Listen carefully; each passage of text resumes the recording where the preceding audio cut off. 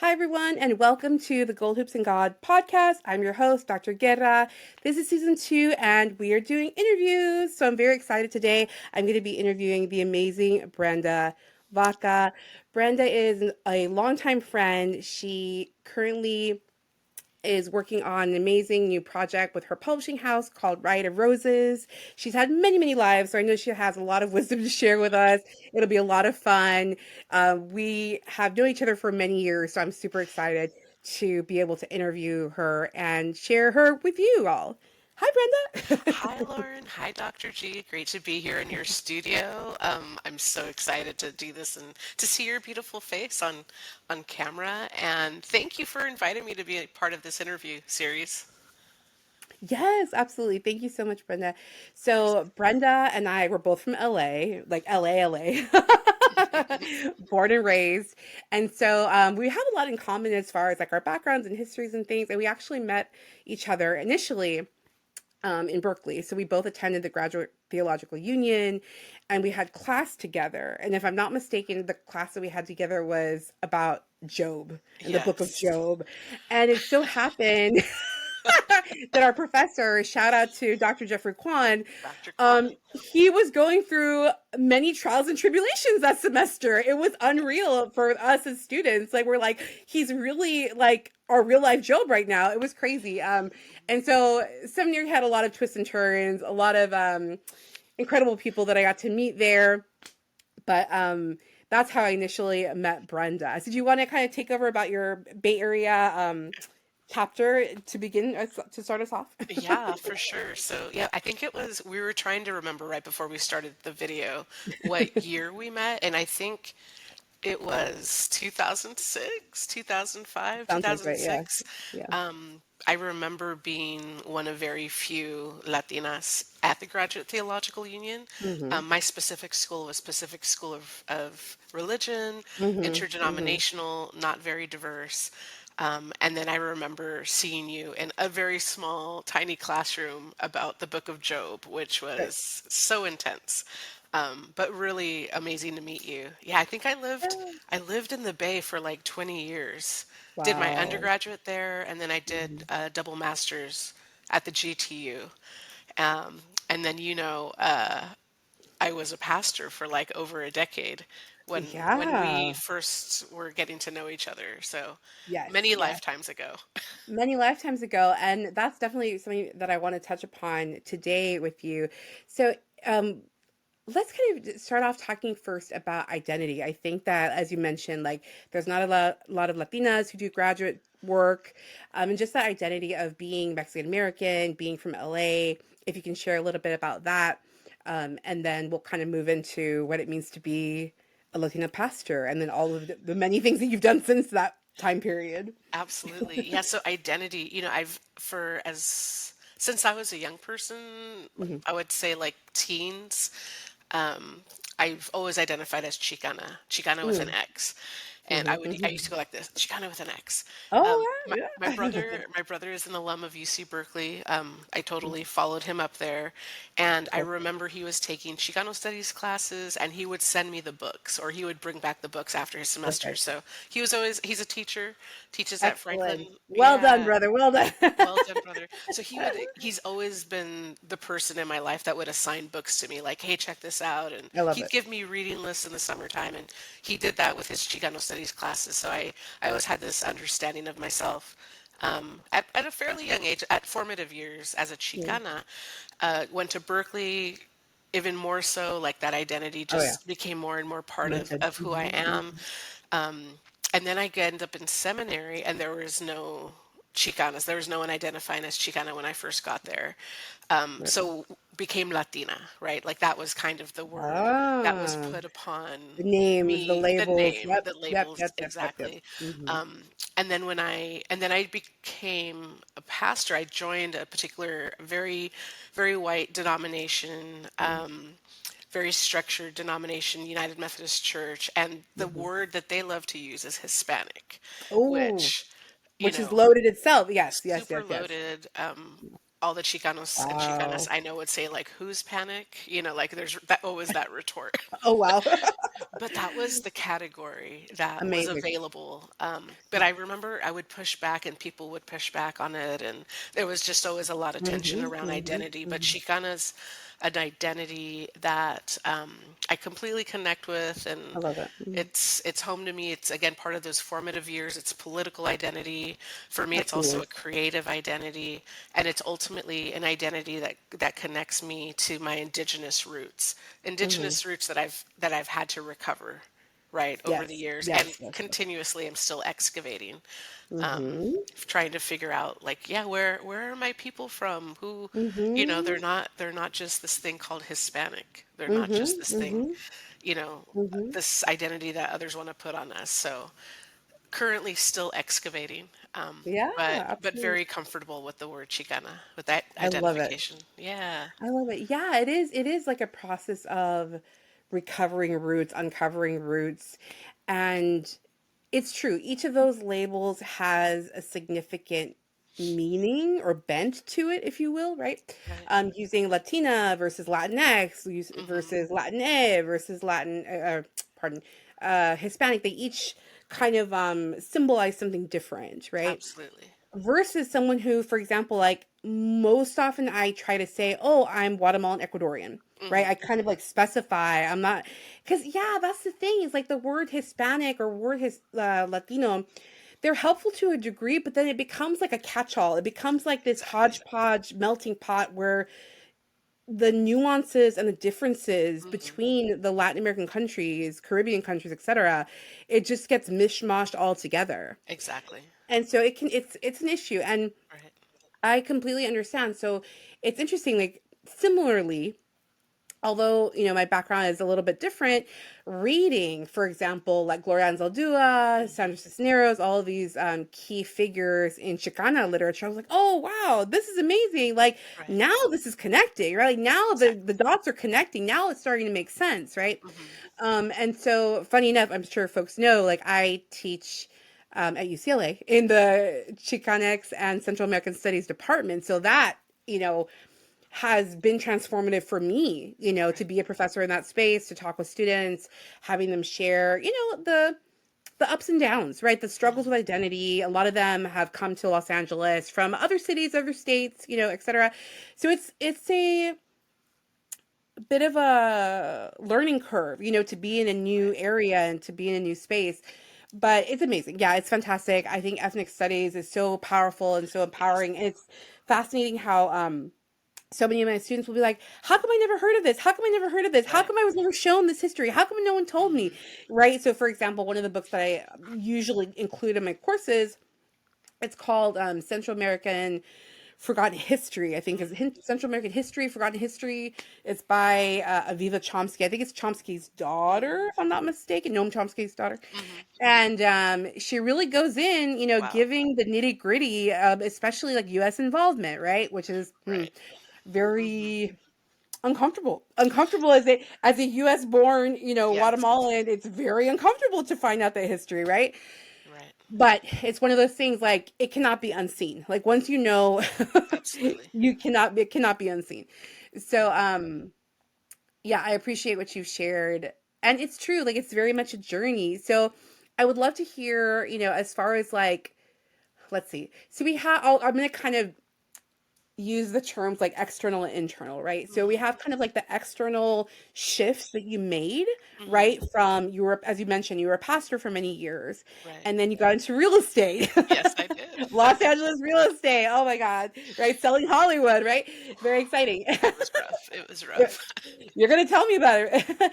And then now you are running a publishing house and doing all these amazing events and working with authors. You're a poet yourself, right? You perform Hmm. and share all this beautiful poetry. So from the outside, right? From the outside, someone might be like, what on earth? Like, what is Brenda? Who is Brenda, right? Like, what is Brenda all about? Yeah.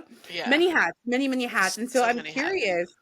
I'm super curious if you can share with us a little Hmm. bit as far as like how those came to be, those shifts Hmm. came to be, and like what was going on, internally. Obviously, like you're a person of faith, spiritually connected. Um, I would love, yeah, I would love if you can kind of Let's see. Absolutely. Like, Yeah. guide us through that. That would be Yeah, and let me know exciting. let me know if I'm going way off on tangents. Go for it. So No, I go like for I wrote it. some notes a little bit so I can keep myself focused because it has been quite a journey. Hmm. I remember I left the ministry in 2015, and it's interesting that you bring up Chomsky and the untold story in Central America. So I actually went, one of my final trips as a pastor was looking at root causes of migration Oh, in wow. Central America specifically. It was Yep. right after, I think it was like the spring, summer of like all the so-called unaccompanied minors that were showing up at the Oh, US-Mexico yeah. border. And Yeah. everyone was like, how could the parents Freaking out. and well, what Yeah. is happening? But there was just like a hemorrhage, right, of flow Yep. of young people in particular. Yes. So I went with a group, Interfaith Movement for Human Integrity, and it was a big group of us. It was Christians, it was Roman Catholics, it was Muslim, it was people that were fairly secular but maybe connected in some way to spiritual Hmm. tradition. And we went to Honduras, Guatemala. We were supposed to go to Mm. El Salvador, but there was a strike and it was just not safe for us to leave the airport. So we were stuck at the airport Wow. for Oh maybe my like gosh. 18 hours. And then we were also Whoa. in Chiapas.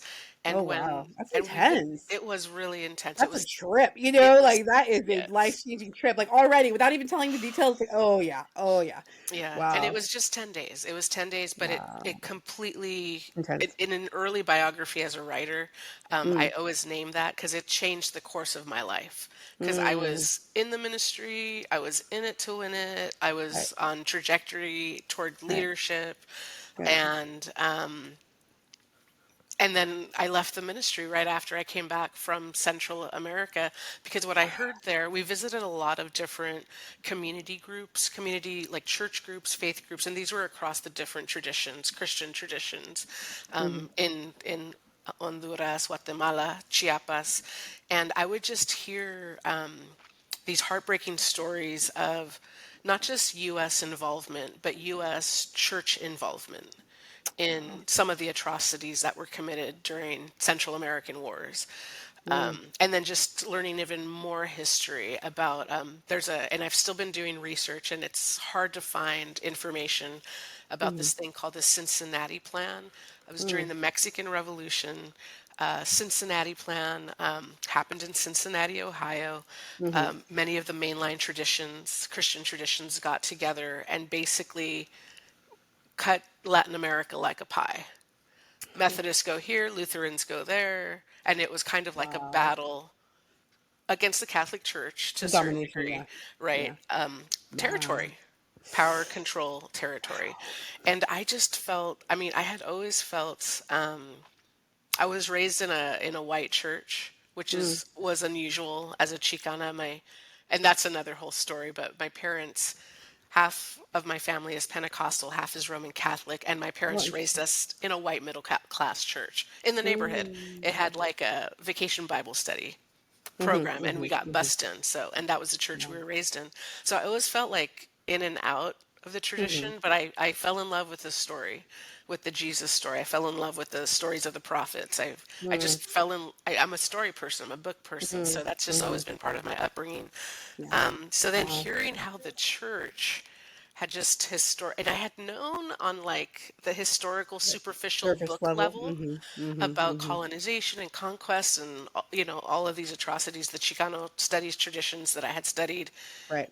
speak of that. But then this was like in real time, people that had lived, first accounts of just these horrifying stories coming out of Central America, Honduras and Guatemala in particular. And it just broke my heart. And I Yeah. thought to myself, I had already been struggling in the church. I always struggle with authority.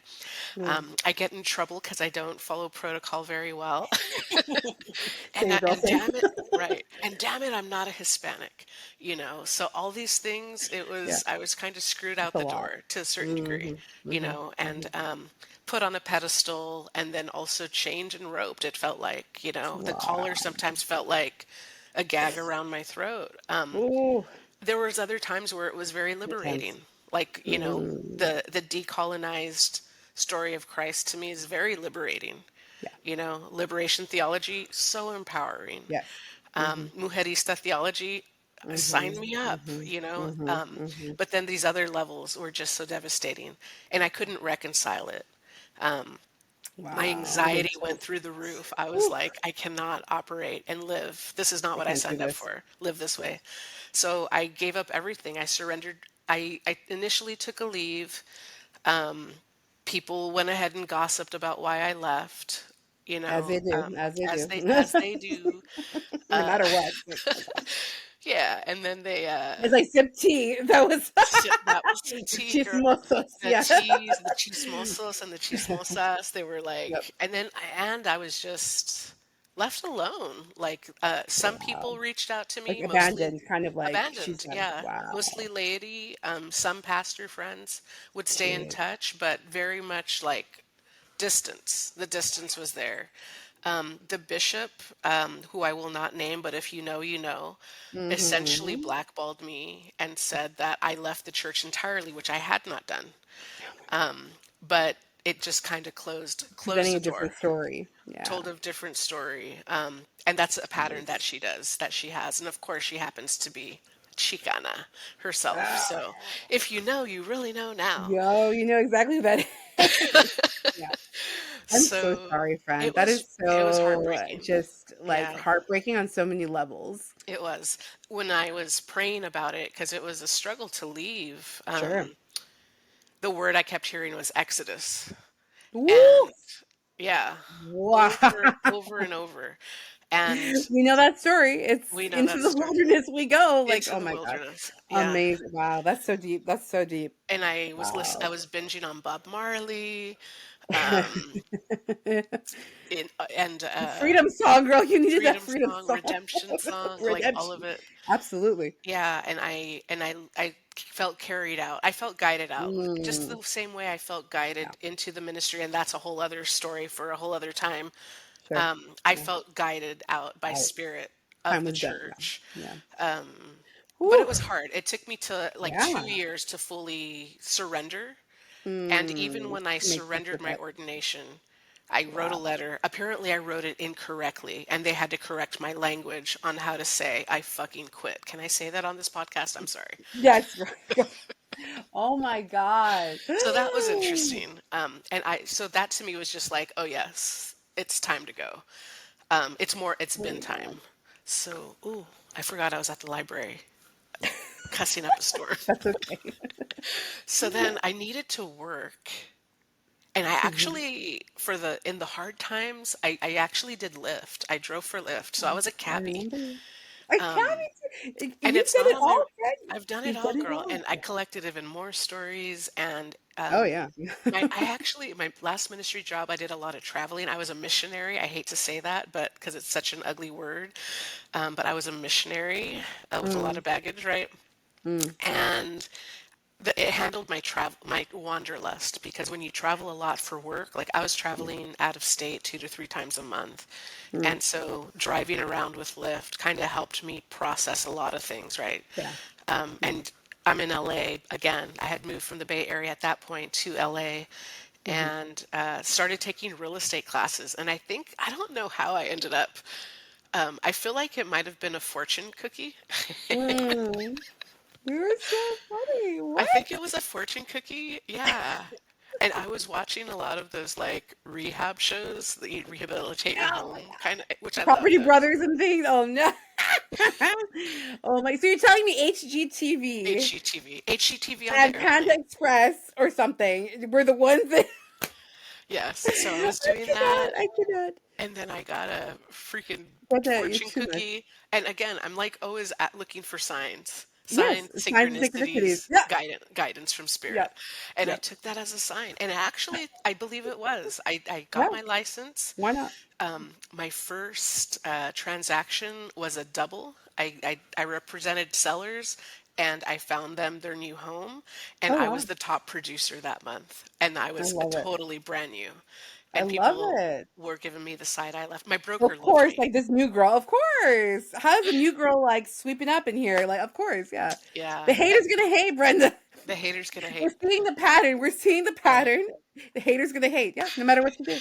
The hater's gonna hate, and you still got to do you. My second Yeah. transaction was a $1 million home in Studio City, and Oh, it yeah. was a retired pastor friend of mine. Funny enough, huh? His wife's family, who were savers forever and ever, they just her parents that were just constantly saving money. That's how they were able to get that home, because Wow. she was a teacher and he was a preacher, so they Right. didn't They were have not a rolling in huge. They dough. were Yeah. not rolling in dough, but they Yeah. inherited, and then that was a gift to me, How as well, cool. because it helped sustain my transition out of ministry. And I did that for 4 years, and then Mm. the pandemic hit, Oh, yep. and I was already kind of on my Verona. way. Yeah, Mhm. the Rona hit. I was already, I think, on my way out of real estate. Your house I was ministry. gonna You were say gonna say ministry. I was gonna say Uh-huh. ministry. That's it's kind of a different ministry, yeah, It but was. yeah. I think the skills that I learned dealing with people, families, negotiating difficult situations in the ministry totally helped me when I was doing the Totally. real estate Totally. practice. Mhm. But I also know that, real estate is 100% commission. You do not get paid until you get a paycheck, So, which made me hustle because yeah, yeah. a person's got to eat and pay Hustle bills. and motivate, yep. You got to hustle and motivate. And so Yep. I completely learned that hustle Mm, culture from the real estate. mhm. And then, but I remember my last year that I had my license, I remembered like this writing wish I had. And I had it in my calendar. I still have it to this day. Every Thursday, I put it in my calendar to write. Good for And a you. lot of times it would ding and I wouldn't pick up a pen. I wouldn't write, Ooh, you know. that's a But sore subject, friend, but keep going. and it's been on my alarm for probably a decade now, that Mhm, I get this mhm. alarm Sounds about right. every Thursday morning. And I'm Yep. like, dang, did I pick up my pen? But I started writing again. I started gathering the poems in particular. That's been my default, that I would have. Like, I would find poems in sermons. I was finding Mm. poems in my real estate calendar. Wow, So I think love I it. even recorded poems at open houses just for fun, I love like it. on my Instagram, like early Instagram page. So that was always part of my life. I've been Mhm. writing poetry since a long time, maybe junior high. Really? I've been writing Wow. little stories since I could put sentences together. Aw. So that was creeping up. And when the pandemic hit, I was like, what the heck am I waiting for? What am I waiting for? So then, Mhm, and I mhm. felt also like, my parents are my favorite storytellers, even though sometimes I'm like, yeah, yeah, basta. Like, it's too much. I don't want to know this part. But they raised us with oral storytelling from Oral their tradition. Yeah, family story, yeah, the yeah. oral That's part of our tradition. culture for sure. So Mhm, it was mhm, also important to me to like put a book in their hand in this lifetime, mm. Beautiful. because of that influence. So That's fantastic. I hustled, I put a book together. I was part of a program called Community Literature Initiative. Mm. I gathered my bollitos, I call them, my little poems together, Aw, and put it in a manuscript, and then so cool. started looking for a publisher. It's Started so looking for a cool. publisher, and I got a contract from a publishing house, and it wasn't negotiable. And because I had a real estate background, like everything's negotiable, right? Mhm, mhm. And they wouldn't negotiate, so I was Oh, like, interesting. I'm gonna wait then. But then I saw a friend of mine who was in my cohort, my writing cohort, Mhm. Diosa X. She Oh, yeah, yeah. self-published. Mhm, Yeah, you mhm, mhm. probably have seen me tag I her a met her. bunch. Yeah, I met You Diosa met once or her, twice. Yeah, yeah. yeah, yeah.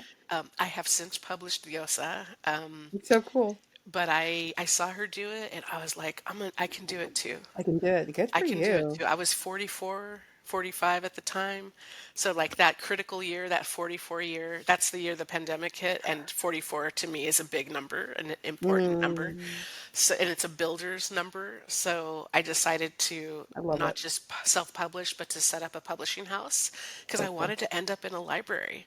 And here I am in a library doing an interview with you Ooh, full about this circle. crazy Mhm. journey. Yeah. That's not So a coincidence. I don't think I anymore, I don't believe in coincidences. I think that all of it is really kind of divinely guided, Hmm. and it's a matter of us paying attention, Right. because there's Absolutely. always going to be the naysayers like, oh, no, no, that just happened to be, oh, you just happened to Right. run into her coffee. Oh, right. No, that was not an accident. Right. So I don't think it's a mistake that you're in the library today for, as we're doing the Agree. interview. Yeah. Yeah, I 100% I agree. Yeah, love it. I love libraries. I don't actually get to this library often enough. Mhm, mhm. But yeah, no, you're right. It's like the perfect place to have this conversation. Yeah, um I see libraries in a lot of ways as sacred spaces, actually, Hmm. because of the knowledge that they contain. As you know, like so much of our academic lives, we're researching, right? Pulling books, looking up things, Hmm. or we're sitting there trying to writing, Right. studying. It is a really important space, I think. And Absolutely. the public libraries, shout out to them because they really provide so many resources Hmm. for our cities and counties. And I don't think that the librarians get enough credit for all the things that they do and all the things that they know. Exactly. But I love libraries.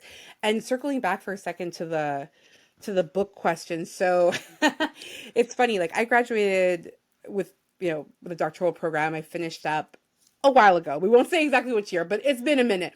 And during the pandemic, for a lot of reasons, as many people did, I had a lot of time to think, right? I had a lot of time to think and reflect and things like that. And I really had this moment, sort of a discernment of like, okay, do you want to write the book or do you not want to write the book? Because just for background for people, writing an academic book, the impetus is usually because you are either applying for tenure track positions or you're in a tenure track positions, and there is a that term publish or perish. It's a thing, It's right? a thing. Hmm. It's a thing.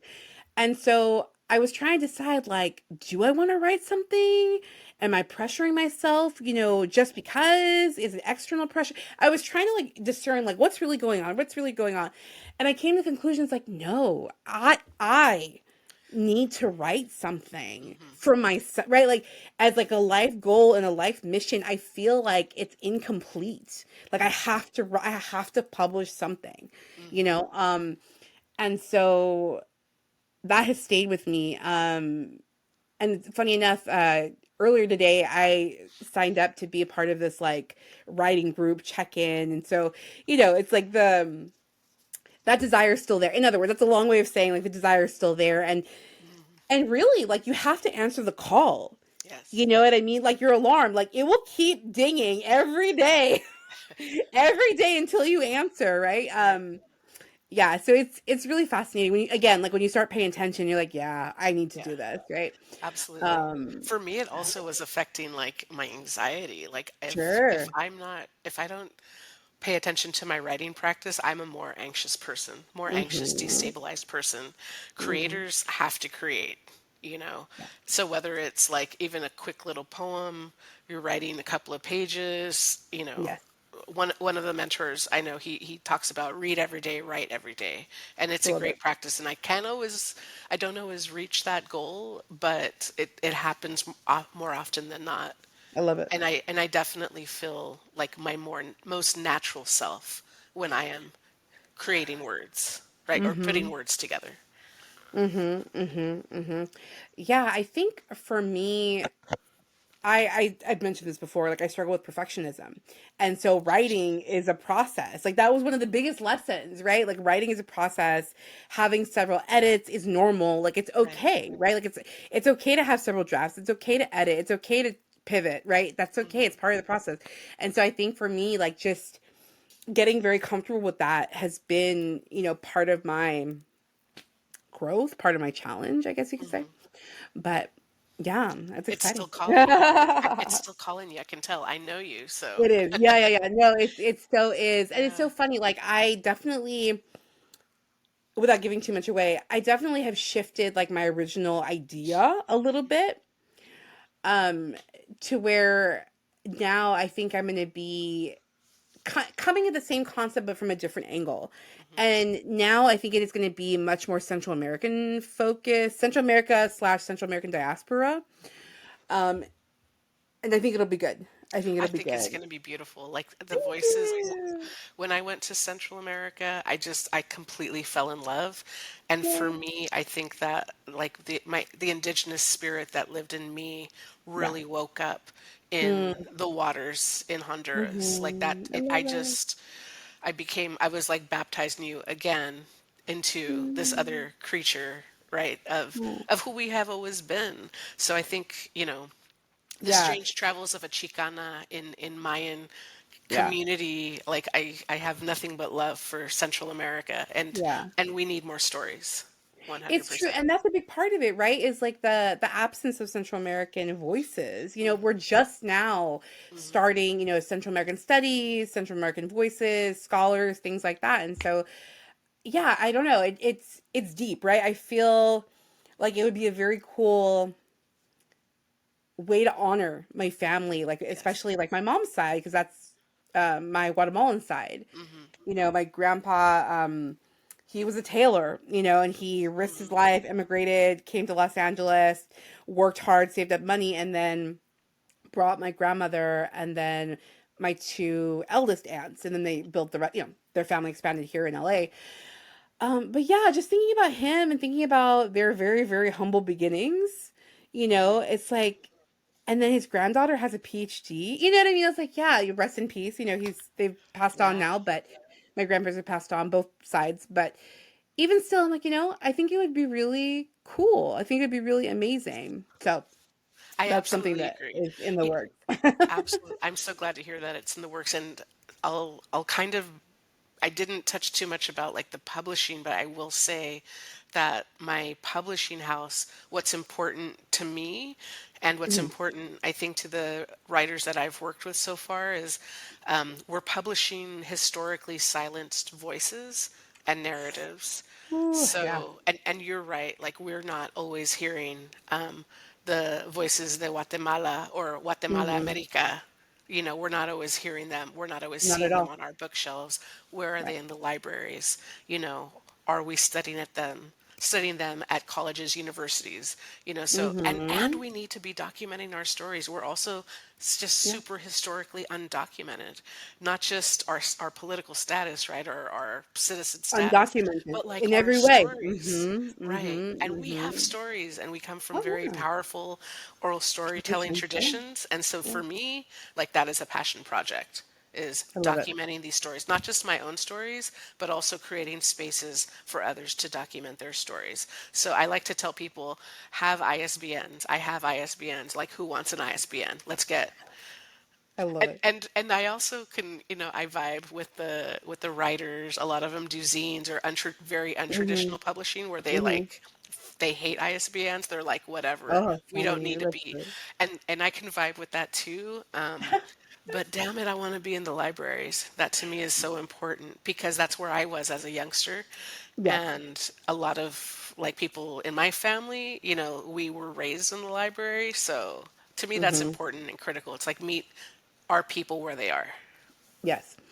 Yeah, absolutely. I think that's true. Like, having ways of documenting our stories, keeping track of them, like sharing our stories. It's so important because, yeah, the voices are very few and far between, I think about like, so for like in theology, right? It was very apparent to me, the initial scholarship that I was reading, it was like, okay, it was predominantly Cuban American, Mexican American, Hmm. and Puerto Rican, right? Hmm. Like I was like, where Where where are the are we? Ecuadorians? Where are the Hondurans? Where are the Costa Ricans? Right. It, right. And there are now a handful, right? Like a couple, a Right. few, but again, few and far between. And so Hmm. I think it's important. I think that we're sort of like just scratching the surface of Hmm. this process. So I Absolutely. agree with you. And I don't think it's that there's few of us. I think Mm, that the publishing houses haven't given us space. uh-huh. So That's for true. me, I'm like, let's break the canon. We're going Yeah. to break the canon. They don't want to let us into their canon. I'm going to Make explode our the own. canon. Yeah. I'm going to use your canon and I'm going to explode the canon. So, Yeah. because I believe our storytellers are there. It's like we, Yes. again, we are natural storytelling people. Yeah. So, Yeah. so many indigenous cultures are. So it's just about finding each other, documenting our stories, lifting each other up, Yes. instead Yes. of shooting each other down. 100%. Amen. Exactly. That's so true. And I wanted to circle back for a second when you were mentioning about the letter that you had to write to your denomination, right? Saying that Yeah. you rescinded, your position as a Hmm. pastor and things like that. I immediately thought of Sor Juana. Mm. I immediately had a vision of Sor Juana, yo la peor de todas, like in blood, where she's like signing away, saying like, "I regret everything I've written." Da da da da da. Oh, yeah. It's heartbreaking. I was like, no, don't sign that. you Así know, es, Lord.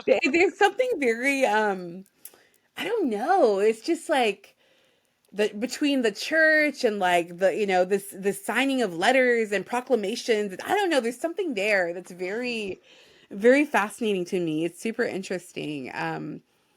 And very painful, I would say. Like, I think it's very painful to be forced into that position, Yes. for different reasons. Yeah. But Because it was very yeah. much like I don't want to say it was a spiritual divorce because I think it was a Mm, religious divorce because it's hmm. a religious organization.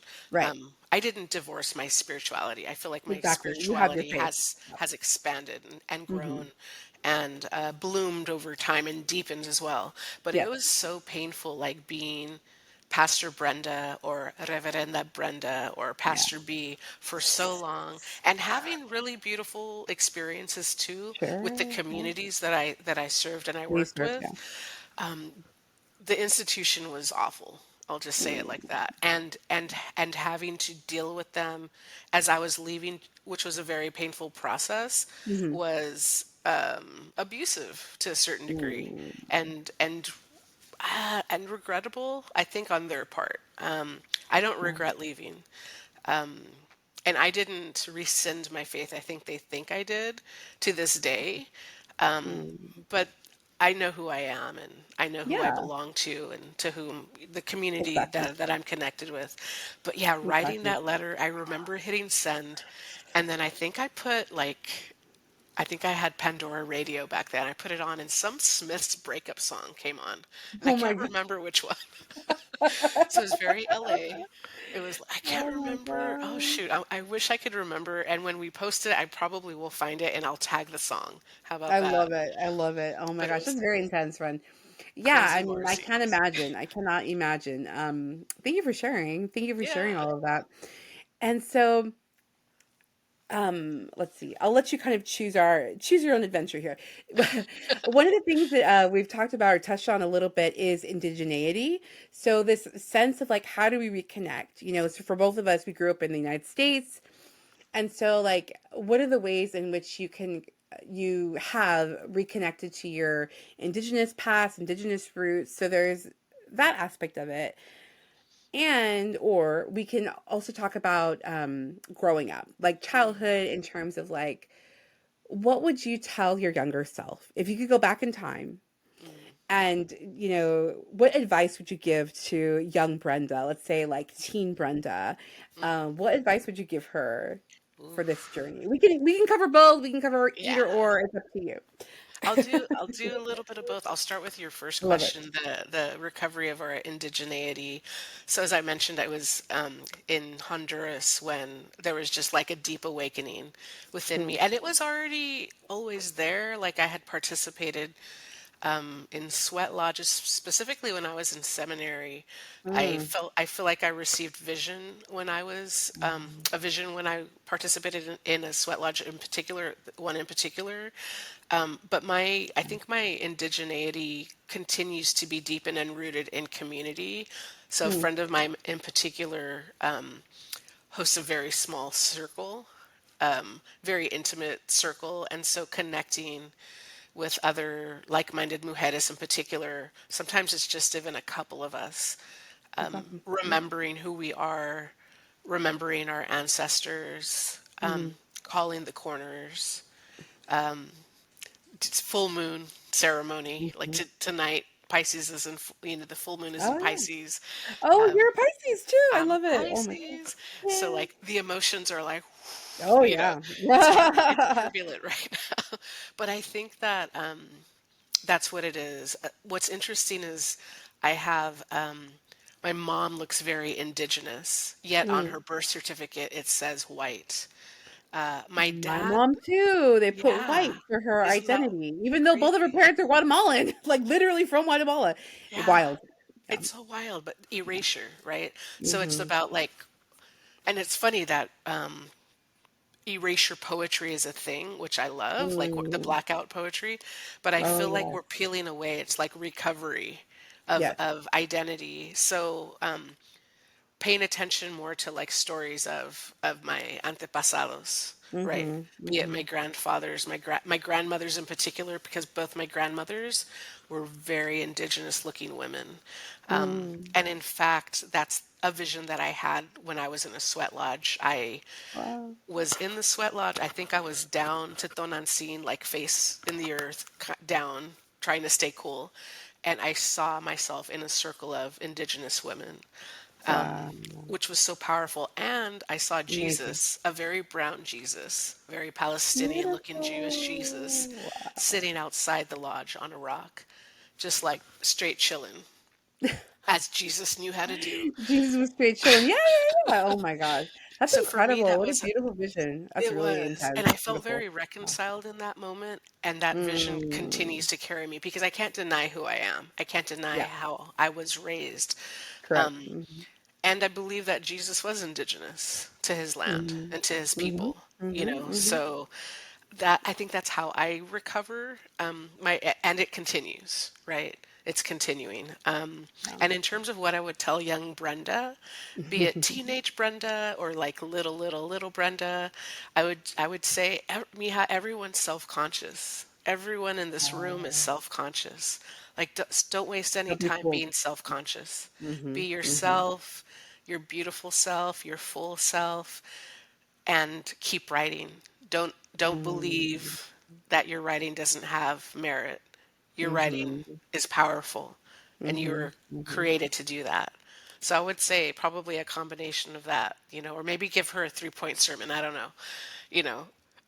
But it I would love it. definitely have to do with self-consciousness because I think Yes. and I think a lot of young people, we spend, or even adults, we spend time being self-conscious.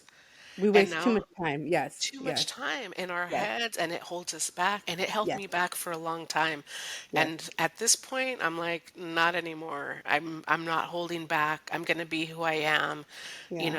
I will do my best to be civil to people, but like take me or leave me. Like this is it, 1,000%. you know? Yeah. Yeah. I love what you shared. Yeah. The indigeneity thing is really complex. So like, for example, as I mentioned, my mom's side of the family is from Guatemala, and I've been to Guatemala, and indigenous culture in Guatemala is so important, and indigenous people, the Mayan, etc., are so marginalized and disrespected in Hmm. Guatemala that it's almost like my reverence and respect for indigenous people, Mayan people. It's almost like I I I know that my life experience and their life experience, there's no comparison, right? There's totally different worlds, right?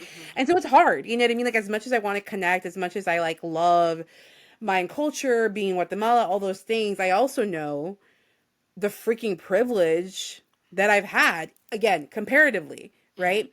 Hmm. So it's hard. It's hard. I mean, growing up, my grandma would always have, Guatemala is known for like a lot of very colorful, like fabrics, textiles, handmade, hand woven things like that, the little worry people, all those kind of things. And so I grew up with all that. My grandmother would wear like a lot of those dresses and things like that. So beautiful. And so there's that connection, and I recognize, how very steeped in Roman Catholicism I've been. Right. It's very interesting. It's very Yeah. complex, but I agree with you as far as like looking back on childhood, looking back on when we're reflecting on when we were younger. I feel like I've been pretty outspoken, right? I feel like Hmm. I've been a pretty outspoken person in general, Hmm. but now it's like, oh, I'm unleashed. Like this is like on Like, like they say, no F's given. Like this is Right. it. Like I it's lost all of on that. now, right? It's on now. Like I've crossed the 40 threshold. It's on, Yeah. and really I keep, especially with my family, I'm like, the only one I answer to is the Lord. Like that's it. Like none of you should say anything to me about anything because the Right. only one that I actually care about who has any kind of authority over me and my life is the Lord above, right? That's it. Right. Um, and it's funny, like it's kind of funny, because again, I think many of us were raised with this like very traditional kind of patriarchal sense of authority, right? Authority, respect your elders, do this, do that, do this. And taken to the extreme, it can be very stifling, right? It can Right. be very stifling, especially for a young woman of color, Hmm. right? Or like just an outspoken woman of color. It's just like Right. it butts heads, right? It's like the butting of heads. Absolutely.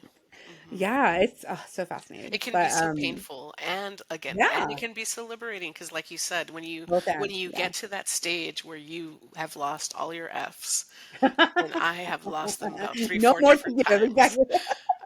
They're so gone. I mean, obviously I care about people that I care about, but like the Right, yeah. opinions, the que dirán, all of that is Chismosos. just chismo. I'm like, it's pretty gone. It's not poetry without a little controversy, you know? So True. bring it, bring True it, story. you know? And in terms of the church, well, if you lose me, you lose a good thing. No. And then no, truly, like they did. Like they did not recognize your gifts or recognize the power that you have enough to support you in the right way. Right. Right. And I'm And not the it's a only shame. one. Right. It Yeah, is. it's a shame Yeah. because like not only like the higher ups, if you will, but it's also like the community, right? The people in the pews, the people, in these different, different offices and organizations that are part of the broader church Hmm. structure. Like they're all losing out because, Right. they just didn't get it. So Yeah, they didn't it's get it. unfortunate. And It's and unfortunate. it's absolutely, and it's a pattern of Yeah. behavior because I saw it happen Hmm. to other people. Seen it before. Hmm. Right, whether it was because of like just some people's otherness, right? Like whether Yes. it's their Yes. race or ethnicity, whether it Hmm. was their sexual identity, their gender identity, Hmm. people were getting ushered out of their politics. They were getting ushered out of the church a long time, a lot. Yeah. And what happened to radical hospitality? That to me always like rubbed the wrong way. Hmm. So yeah, it's sad to see, but I also believe in the faithful remnant of the people of God and the people of the Spirit and I often see it happening outside the church walls, you know. Isn't So it that interesting? motivates me. Yeah. Isn't it interesting? Like I've said this before. I have several friends that don't practice any particular religion. They do not identify as religious. They're not going to church or anything. But the way they live their lives, right? Their lives are a ministry. The way they help others, the way they serve, the way they are donating time, donating money, doing a lot, clothing collections for all Hmm. those things, Hmm. right? To me, I'm like, you're behaving more Christian than a lot of Christians that are Right. sitting in the church pews, to be honest. Hmm. There's a lot there. You know what I mean? Like it's Right. it's complicated. Church is complicated. Christianity is complicated. So complicated. you know, and it's true, and it's the same thing, right? Of like, which Jesus, right? Are we Hmm. talking about Empire Jesus, blonde, Hmm. blue-eyed Empire Jesus? Are we talking about the liberative, Hmm. indigenous, feed the poor, clothe the naked Jesus, Right. right? And they're two different. I think that they're two different visions a lot of 100%. times. Yeah. Yeah. Absolutely. I vibe with the second one, no doubt. Yeah. No, I tell my students, I'm like, Jesus said to feed the poor, clothe the naked, visit the imprisoned, not Hmm. just like think about them and pray about them. Like there's action involved, Right. right? Like there is actual action involved in Or being, deport them or put them in cages, right? Or or drop bombs separate on them them, from their families right? and not have any kind of like tracking or logging system to where these children are completely like lost Right. to their families. Hmm. We can't. Oh gosh, Hmm. it's awful. Yeah, there's a lot. Oh, that actually it all ties together. Seeing what has happened, especially with the Central American the minors, right? The minors, unaccompanied minors, the Mhm. refugees, etc. That also has put a fire under me to focus on Central America and focus Mhm. even more on Guatemala because, Mhm. again, if I don't, who will, right? Like if Right. I, with the expertise and the degree, and like Right. the as they say, like the legitimacy, right? If Mhm. I'm not writing about it, who's going to write about it? Who's going to care? Right. Unfortunately, that's how it is, right? That's Mhm. kind of how it is. It's like if you don't give voice to kind of like the plight of your own people, it will continue to be unnoticed or unknown. I So, heard a yeah. poet once say, he said if he Nicaraguan, and Mm, I think it was his tío that told him, and then he told one of my classrooms I was in. He when I was developing my manuscript, his tío said something like, "If you're not writing stuff where you can feel the machete to your neck, you're just writing empty words." And I was all, okay, I think that one was for me. yep, that was it. That's Yeah, it right there. because it's a lot of the art that we create, is everything we do is political. We're human. It's always gonna Hmm. be political. But Yep. when we're speaking out against injustices, when we're giving voice to our reality, Right. our other or minoritized or racialized reality, like it's dangerous. It's a dangerous Hmm. game. Yeah, There's a lot of hate speech out there. So for me, I kind of laughed when I heard that, but I also was like, I could feel that's it right real. up against this neck right here. Yeah, that's real. I mean, and It's it's absolutely important. there's always a level of danger involved when you're being prophetic. Hmm. Yes. There's always a level, ask Martin Luther King Jr., Hmm. ask Oscar Romero, like Hmm. they spoke up Right. and it cost them their life, right? So I think that is very true. I think that still is the case today, that Hmm. the people who are most active and vocal and really like pushing the envelope and trying to like make change, Hmm. there's enough people out there that don't want to know, they don't want to hear it, and they don't want to change because Right. they're very comfortable, right? The status quo, right? Like Right. rocking the status quo, it can be dangerous. So that's very powerful. I agree with that 1,000%. Like, Hmm. if you don't feel a little nervous, Yeah. maybe you need to rethink it. But Right. It's yeah, always a it's awesome. confirmation for me when if I'm writing something and I can feel like the heart palpitating a little bit, I'm like, oh, this is important. This is important. And it's funny, because people will read my book, Riot of Roses, and it's very much the Chicana confessional stuff. So you're gonna Mm, hear the family stuff. You're gonna hear the relationship, the right. brokenheartedness stuff. But there's also like threads of political prophetic language, I would say, Hmm. and more to come. So Hmm. I Hmm. did that as a Hmm. strategy, kind of in the tradition of Augustine. When you confess, I love no it. one can hold I love anything it. against you. You could say whatever the hell you want because you've Yeah. already said it yourself. So that's kind You've of already you how put it all I out there. approached it. I'm put it all Good for out you. there. I'm going to judge myself first. Believe me, I've been my worst judge and my worst critic and all of that stuff. So, but it's important. There's so much happening in the world. We have to speak Hmm. up. If, like you said, if not us, who? Hmm. Hmm. Right? And Hmm. we have to speak up for people that we can't hear their voices right now. So Hmm. many, I'm thinking immediately of people of Palestine, Yes, you know. absolutely. Forever Central America and Mexico. Yeah. Um, Yeah. mm, Yeah. That's the disheartening thing, is that this is not a news story, right? The story of like genocide, marginalization, suffering, violence. Like a lot of people in the world have gone through that, right. trajectory. Yeah, Central America, like you said, always pretty much. Hmm. And right now it's true. Like Palestine is totally being obliterated. It's Hmm. horrible. And it seems like not much is being done about it. Right. And then there's things going on in Sudan and other, that Right. we Congo. haven't even heard about. Like people have not even, like I have not even heard much about it, and that's horrible. Like Hmm. there's all kinds of things going on around the world, and it's like, you know, do we turn a blind eye? You know, like Right. what's really going on? It's hard. I don't know, but And it's just, and it's overwhelming. It's a lot. it is. So It is. It is. It is. I Yeah, like it always, was, mm, you know, the news what is it called?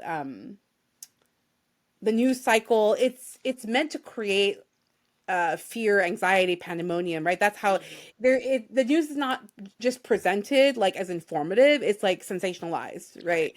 And so Hmm. it can be overwhelming to try to keep up, to Right. try to keep up with like either, the evening news or reading Right. articles. Like it's the overwhelm, right? It It's is very easy to overwhelming. feel overwhelming. Yeah. And especially with like just the internet being what it is and social media, like we weren't as humans, I think, meant to absorb this much information.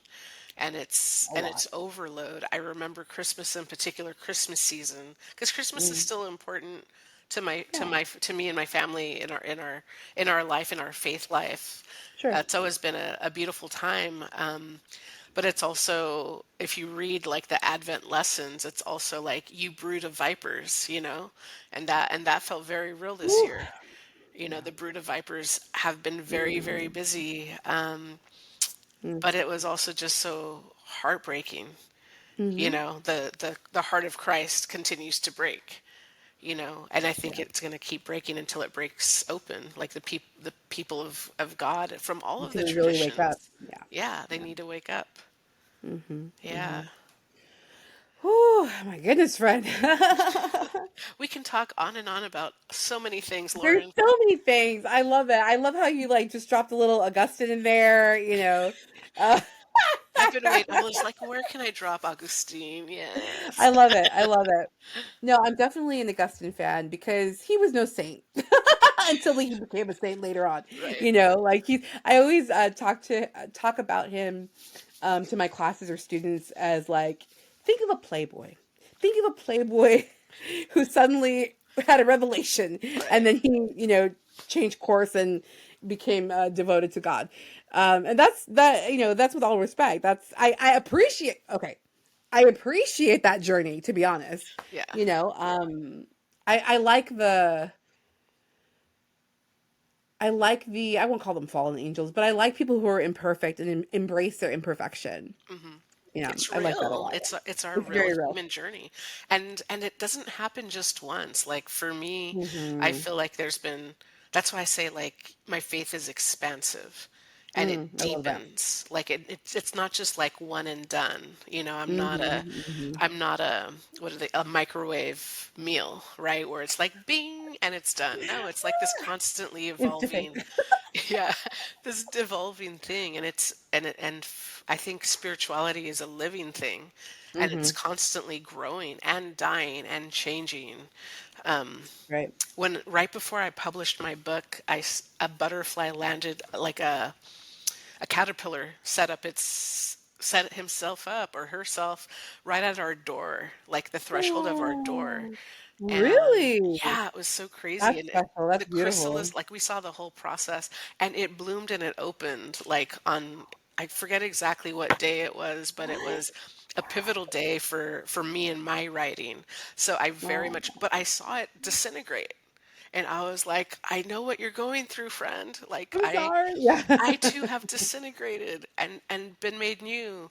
And then Oh, the same thing happened the next year. I disintegrated again and we grow again. Like it's just this constant cycle of evolution. regeneration, Yeah, you the know? constant evolution. Yeah, it's true. It's Yeah. true. It's funny. I look back. I'm like, ooh, girl. If college me knew what was coming, oh Lord, like high school me had no idea. No College me, idea. tampoco. Oh no. I have to say, I'm trying to think.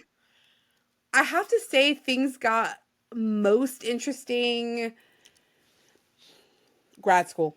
I think grad school on. It's been a wild, wild ride. It picked up several notches. Yeah, exactly. Uh-huh. It kicked amped up all the way. And our Exactly. frontal lobe was developed at that point. So we were, I think, maybe more aware, Maybe, yeah. right? But still wilding out because we were in our 20s. Wilding out. Yep, that's accurate. That is accurate. Oh my Even in the goodness. ministry. One can still while out when in the ministry. Hey, and I have no shame in this.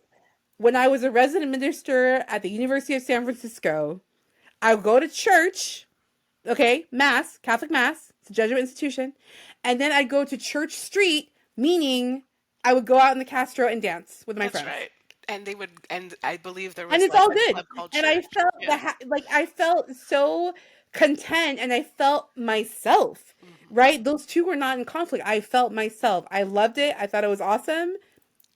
And that was I felt like that is so me, right? Like Hmm. that is so me to go to church and then go dance with my friends. The woman Yeah, loves it to was a good time. dance. The I woman do. loves to I dance. do. I do. It's super fun. Yeah, well, this was amazing. Brenda, you Yeah. were the best. You're a rock star. Let's tell people where can they find you? Tell Yeah. them how to find you online, social media. Speaking of social media. Yeah, absolutely. So you can find me at I am Brenda Vaca on Instagram. You could follow my publishing house at Riot of Roses Publishing on Instagram. We're also on Facebook. You can just search Brenda Vaca. You'll probably see my face there. You could also type in Riot of Roses and find me that way too. You can go directly to my website for the publishing house. It's riotofrosespublishing.com. And then can I show off my little book baby just because Oh yes. I'm a proud mama and it Oh came, yes, absolutely. I had a hardcover come in the mail yesterday, so I just I want to love it. So show it beautiful. off. Yeah, Riot of so Roses. Her check poetry's out. so amazing, people. Go pick up a copy. Absolutely. Thank you. Thank you so Yeah. much for having me, Lauren. I always love chatting Oh, with you, and I'm proud of you for doing this podcast.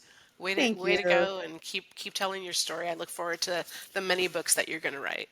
Oh, thank you so much, friend. So everyone's Brenda Vaca, Riot of Roses Publishing. You can find her online on social media. I'm Dr. G, host of Gold Hoops and God podcast. Please, please, please like, share, and subscribe. You can find me on Instagram, goldhoops_God. And we're also available on YouTube. Season 1 of the podcast is available. Season 2 will be available very soon. Bye, everyone. Bye. Thank you. Bye. Thank you, Mujeres, for joining me today on the Gold Hoops and God podcast. I'm your host, Dr. Guerra. Make sure you join us every Wednesday. You can listen to the podcast on Apple Podcasts, Spotify, Amazon Music, and many more. Don't forget, we also have a YouTube channel where you can watch season 1 of the podcast. And we're on Instagram at goldhoops_God. Interact with me, send me a message, and I look forward to seeing you next time. Bye.